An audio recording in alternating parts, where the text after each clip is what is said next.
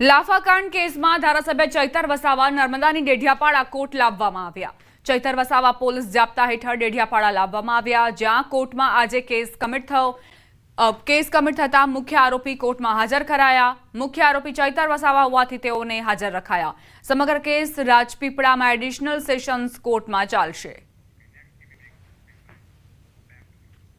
समाचार जूनागढ़ कांग्रेसना नेता राहुल गांधी फरी गुजरात आवशे। 18 तारीखे फरी राहुल गांधी गुजरात आवशे। प्रशिक्षण शिबिरना समापन कार्यक्रममां राहुल गांधी उपस्थित रहेशे। पाल आंबलियाए निवेदन आप्युं छे। 3 कलाकना सेशन पछी કેટલાક પ્રશ્નો હજુ અધૂરા છે, જેના જવાબ તેઓ 18મીએ આપશે। રાહુલ ગાંધીએ માનવતા, આધ્યાત્મિકતા, જુજુત્સુ સહિતના બાબતો અંગે વિમર્શ કર્યો। રાહુલજી આજે પ્રશ્નો છોડીને ગયા છે, એ આ જ મુદ્દાઓને લઈ અને એને એવું કહ્યું છે કે હું 18મીએ પાછો આવું ત્યારે આ જ પ્રશ્નોના જવાબ તમે શોધી રાખો। સંગઠન સર્જન પછી ગુજરાતમાં કોંગ્રેસની વિઝિબિલિટી વધી છે। ઠેર ઠેર આપણે જોશો કે પ્રોટેસ્ટ, જનતાના મુદ્દે લડાઈઓ લડવાનું પ્રમાણ પણ વધ્યું છે। જિલ્લા કક્ષાએ આખી જનતાના અધિકારોને કાર્યક્રમો થઈ રહ્યા છે। બીજી બાજુ ખેડૂત અધિકાર યાત્રા પણ શરૂ થઈ ગઈ છે। બનાસકાંઠામાં પૂરે ભીષણ તારાજી સર્જી છે। ભારે ખાના ખરાબી વચ્ચે બનાસકાંઠાના સાંસદની ગેરહાજરી જોવા મળી હતી। ભાજપના નેતાઓએ પણ આક્ષેપ કર્યા હતા, જે બાદ બનાસકાંઠાના કોંગ્રેસ સાંસદ ગેનીબેન ઠાકોરે 6 દિવસ બાદ પૂરગ્રસ્ત વિસ્તારોની મુલાકાતે પહોંચ્યા। પ્રશિક્ષણ શિબિર મૂકી પોતાના મત વિસ્તારમાં પૂરની સમીક્ષા કરવા પહોંચ્યા હતા। ગેનીબેન વાવના મોરીખા ગામે હજુ પણ પાણીનું સામ્રાજ્ય જોવા મળ્યું, જ્યાં ભરાયેલા પાણીમાં સાંસદ ગેનીબેન ઠાકોર ઉતર્યા હતા અને લોકોની વ્યથા જાણી। સમર્થકો સાથે પૂરગ્રસ્ત મોરીખા ગામની ગેનીબેને મુલાકાત લીધી। ભરાયેલા પાણી વચ્ચેથી પસાર થતા નજરે પડ્યા સાંસદ ગેનીબેન ઠાકોર।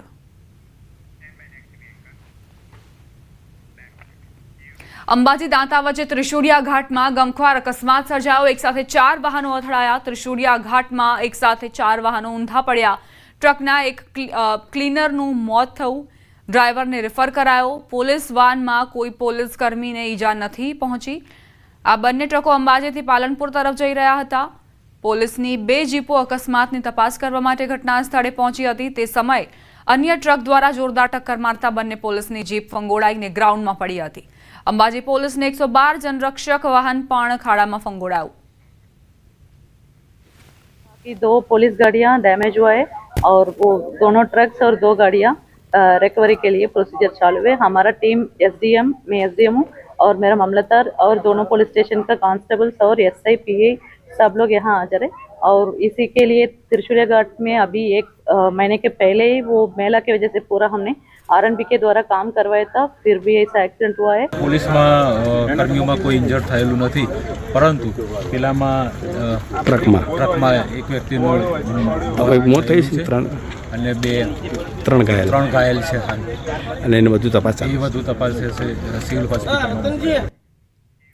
છોટાઉદેપુરમાં મધ્યપ્રદેશને જોડતા નેશનલ હાઈવે 56 ઉપરના 3 પુલ ઉપર વાહન વ્યવહાર બંધ કરાયો। ઓરસંગ પુલ, સુવાલ પુલ અને ફેરખુઆ પુલ ઉપર 13 સપ્ટેમ્બર સુધી વાહન વ્યવહાર બંધ રહેશે। પુલોની ચકાસણી પ્રક્રિયાને લઈ કલેક્ટરે ડાયવર્ઝન અંગે બહાર પાડ્યું જાહેરનામું।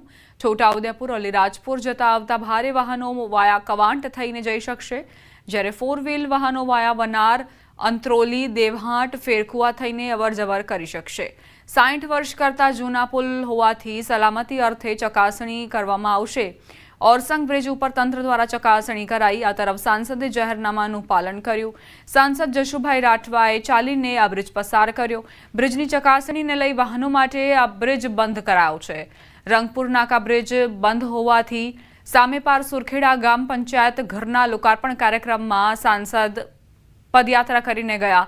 સાંસદ જશુભાઈ સાથે નારણ રાઠવા, મુકેશ પટેલ સહિત આગેવાનો અને અધિકારીઓ પણ ઉપસ્થિત રહ્યા હતા।